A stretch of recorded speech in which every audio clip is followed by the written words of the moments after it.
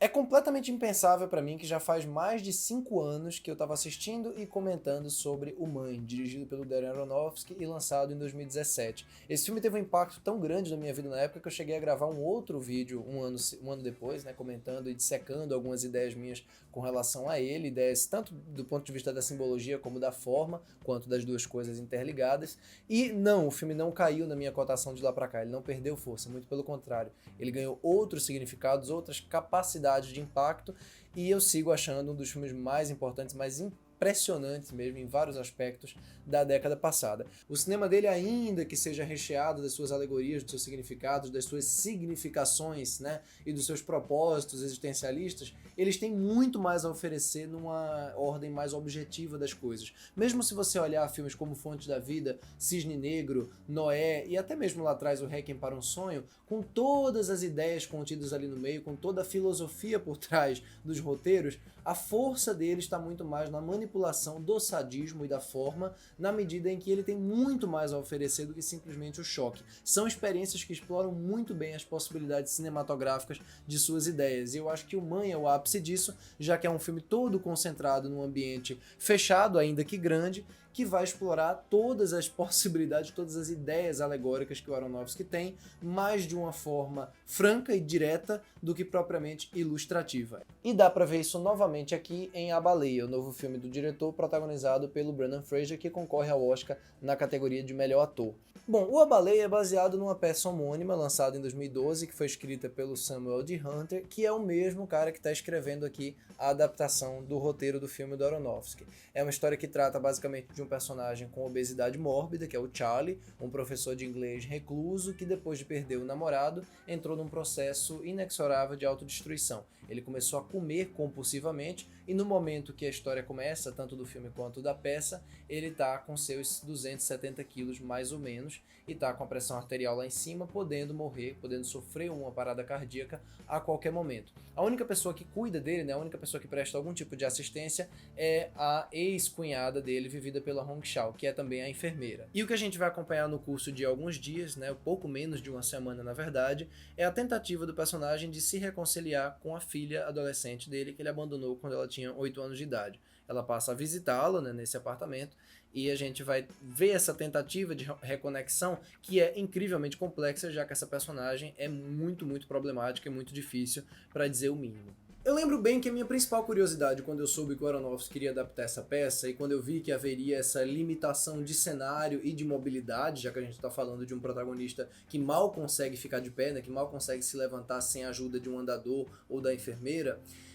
como é que ele, como um cineasta tão expansivo, tão propenso, como eu falei, a essa grandiloquência, a esses exageros, né, a essa movimentação constante, esse dinamismo visual, iria lidar com essa limitação, iria lidar com esse intimismo da jornada. Tudo bem, ele fez alguns filmes mais intimistas na carreira, na verdade ele fez um filme propriamente intimista na carreira, que é O Lutador, né, com o Mickey Rourke, mas ali também era um filme, se você for parar para observar, bastante expansivo na maneira como ele lidava com os cenários e com a movimentação de câmera, né? Era uma câmera na mão quase documental. Já em A Baleia, que tem sim uma relação interessante com O Lutador, que é o fato do Aronofsky estar mais uma vez trazendo de volta ao cinema e trazendo de volta, inclusive há uma indicação ao Oscar, né? Esse status todo, um ator que estava no ostracismo, aqui no caso o Brendan Fraser, mas é um filme que tem essa coisa mais concentrada no cenário fechado e que tem um formalismo muito maior, já que ele também tem elementos muito marcados da encenação. É um filme que tem uma lógica teatral, ele deixa bem claro que é baseado numa peça, mas curiosamente ele nunca parece limitado à linguagem, entre aspas, do teatro. Ele não parece um filme quadrado dentro da ideia de uma peça. Ele é bastante cinematográfico em vários aspectos, ainda que você possa rejeitar completamente as escolhas de câmera dele ou abraçá-las. E logo nos primeiros minutos o que eu percebi, e que o Aronofsky de fato confirmou ao longo das quase 2 horas de projeção, é que ele iria usar justamente esse lado teatral da história para corroborar essa tentativa constante da filmografia dele né, de passar uma grande mensagem ou de lidar com uma grande alegoria, com uma jornada quase mitológica. É um filme que tem a conotação religiosa ali por trás, e tá no texto também, não é só uma questão de uma coisa que tá subentendida, muito pelo contrário. Existe aqui um personagem de um missionário interpretado pelo Ty Simpkins, por exemplo, que é um personagem meio ridículo, na verdade, mas eu acho que essa ridiculice ela é interessante dentro desse escárnio que o diretor demonstra sempre com a religião. A religião nunca é para ele uma forma de salvação, pelo contrário, ela é quase uma praga, ela é o motivo da violência, o motivo da tragédia da vida de muita gente. Foi o caso do Noé, foi o caso do Mãe, e é aqui em alguma medida também. Mas é curioso como essa jornada profética, de algum modo, do filme, esse lado mais sobrenatural e metafísico da história, ele fica muito claro nessa coisa teatral toda do filme. Ele tem sim um lado muito realista no tratamento do corpo do protagonista, ele tem atuações em grande parte realistas também, mas tudo nele, desde a caracterização do cenário até o lado quase inanimado, né, do exterior, quer dizer, toda a parte de fora do apartamento meio que não existe, mal é mostrada, e quando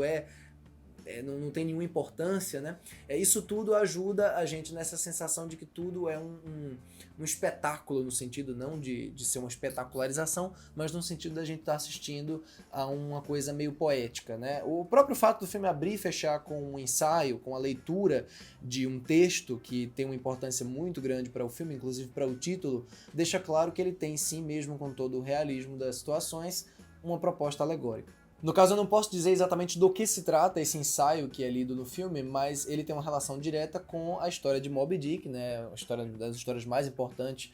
dentro da literatura do século XIX, e que tem uma relação grande também com a jornada desse protagonista. Tem uma relação grande com a busca de vingança dele, só que ao contrário do Capitão Ahab em Moby Dick, né, que persegue a baleia, aqui a perseguição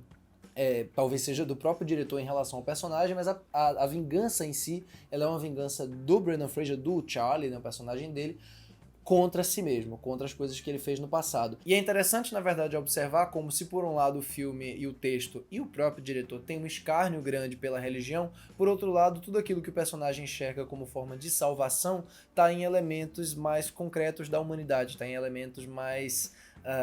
terrenos mesmo, né? Tem um momento muito interessante, aliás, no filme, que ele está discutindo com o personagem do Ty Simpkins, em que ele fala bastante, fala com muito orgulho até de coisas que ele fez no passado e das coisas que ele fez que ele não se orgulha, mas é ali onde você vê um lado muito humano e muito contraditório também no Charlie. Nesse sentido, é um personagem bastante complexo e que eu considero bem explorado, na medida em que ele tem vários defeitos que perduram até o momento do filme. Ele não é santificado simplesmente porque está sofrendo, ele faz coisas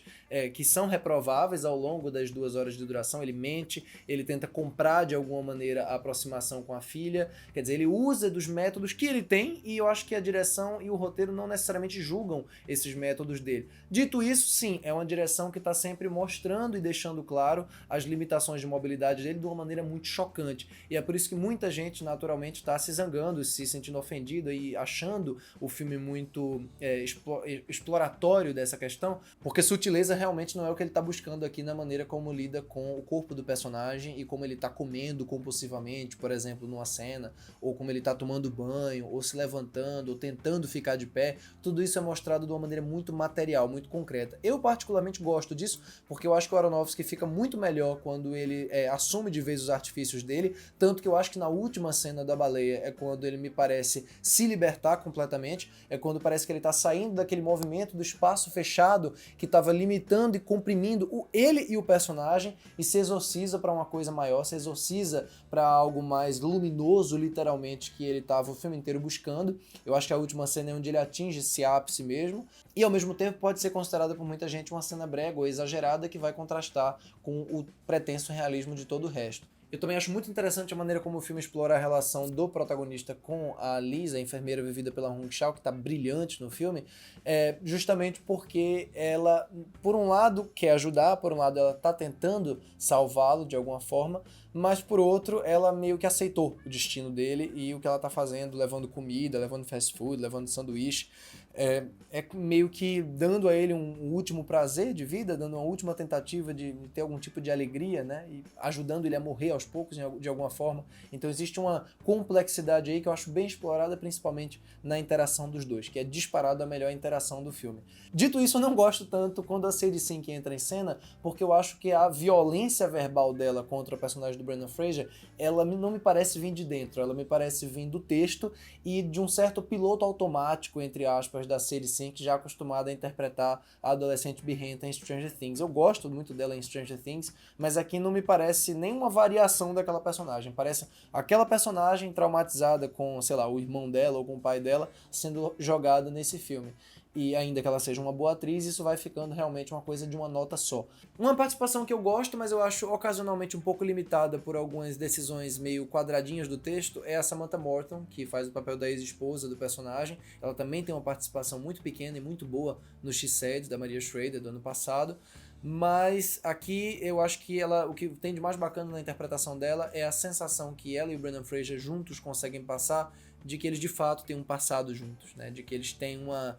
relação que sofreu por muita coisa, mas o carinho é muito genuíno. Tem uma cena que ela deita no peito dele para escutar a respiração, que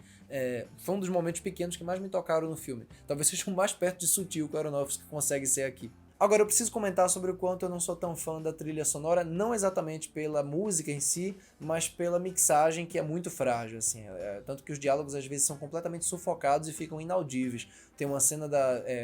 Sadie Sink conversando com o Ty Simpkins, que eles estão separados por uma porta e ela tá tentando gravar o que ele tá falando e você não consegue ouvir, pelo menos no cinema, na sessão que eu estava, eu não conseguia ouvir direito o que ele tava falando e a trilha parecia martelar demais um sentimento que já tava ali, ou pelo menos estava tentando sair ali da tela. Mas voltando a esse elemento gravitacional da história, esse elemento tão pesado e tão impactante que é o personagem do Charlie e a interpretação lindíssima do Brendan Fraser, eu acho bonito como todo o projeto, com algumas fragilidades que ele tem, consegue lidar com esse tema central de alguém que acha que a vida acabou, que a vida não tem mais sentido, que está afundando no navio, né, afundando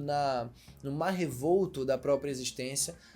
que tá ali no meio daquele temporal inteiro, porque todo o filme se passa no meio desse temporal, dessa escuridão em volta do apartamento, mas que tá tentando enxergar uma luz no fim do túnel, ou no caso aqui, meio que uma luz no fim do oceano, né? E eu acho que a última cena, ela tem esse impacto sensorial e emocional justamente por conta disso. É uma forma óbvia e franca mesmo de você lidar com essa questão luminosa, com esse contraste entre o sofrimento e a tentativa de redenção, mas o que importa não é ser ou não óbvio, o que importa é realmente o efeito. E o efeito aqui, graças à interpretação brilhante, comovente do Brendan Fraser e desse trato cinematográfico a partir dessas ideias mais elementares que dão essa carga dramática, alegórica e sensorial, eu acho que tornam realmente o final do filme mais impactante do que boa parte de algumas das fragilidades que ele tem ao longo dessas quase 2 horas de duração. É sim uma experiência bastante tensa e desconfortável, mas eu acho que, como na maior parte dos casos do cinema do Darren Aronofsky, você sai com mais a pensar e mais a se impactar do que simplesmente o choque pelo choque. Dito tudo isso, então, eu gostei de A Baleia, mesmo que quisesse talvez ter gostado um pouquinho mais. É por isso então que na minha cotação A Baleia fica com 3 estrelas e meia. É isso, eu espero que vocês tenham gostado dessa crítica. Se vocês de fato gostaram, comentem aqui embaixo o que vocês acharam de A Baleia, o que vocês acham da filmografia do Darren Aronofsky de modo geral. Um grande abraço para todos e até a próxima. Tchau, tchau.